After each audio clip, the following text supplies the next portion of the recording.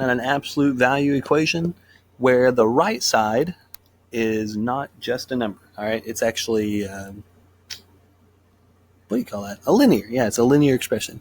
You'll see it's exactly like what we did earlier, but you have to use the distributive property as well. So, all right, so you've already got the left side, the absolute value by itself. So we'll break it up into our two cases. All right, the first case we'll have x minus 3 equals 3x minus 5. All right, that's just the original. And on the other case, we'll have x minus 3 equals the negative of that whole expression, 3x minus 5. All right? Let's look at, the one on the left here. Let's subtract 3x from both sides. All right, that'll give us negative 2x minus 3 equals negative 5. We will add 3 to both sides. Okay. That'll give us negative 2x equals negative 2. And then divide both sides by negative 2. And you'll get x equals positive 1. All right, that's one of your solutions. All right, now on the equation on the right, our second one, we're going to have to use the distributive property on the right-hand side here first. So we'll have x minus 3 equals negative 3x plus 5. Okay? Let's add 3x to both sides. Okay, that's going to give us 4x minus 3 equals positive 5.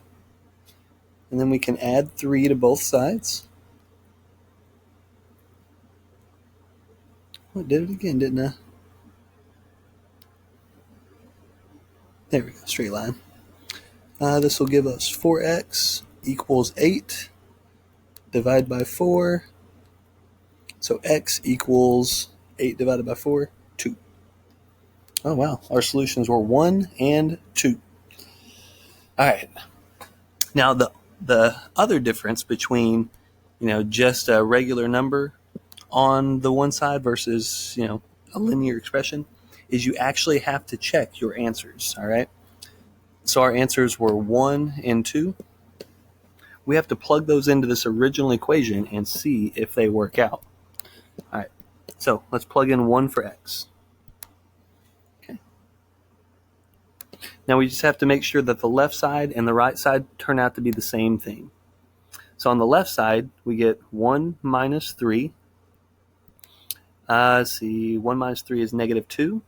And then you have the absolute value of negative 2, which gives you 2.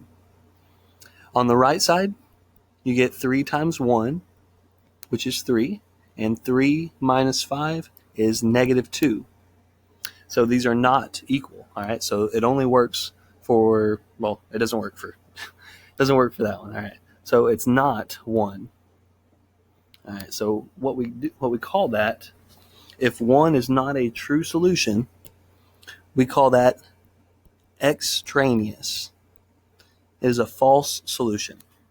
All right, let's try it again, but this time let's plug in 2 for x to see if 2 is a good solution. All right, so we're plugging in 2 for x. 2 minus 3 is negative 1, but the absolute value of that turns out to be 1.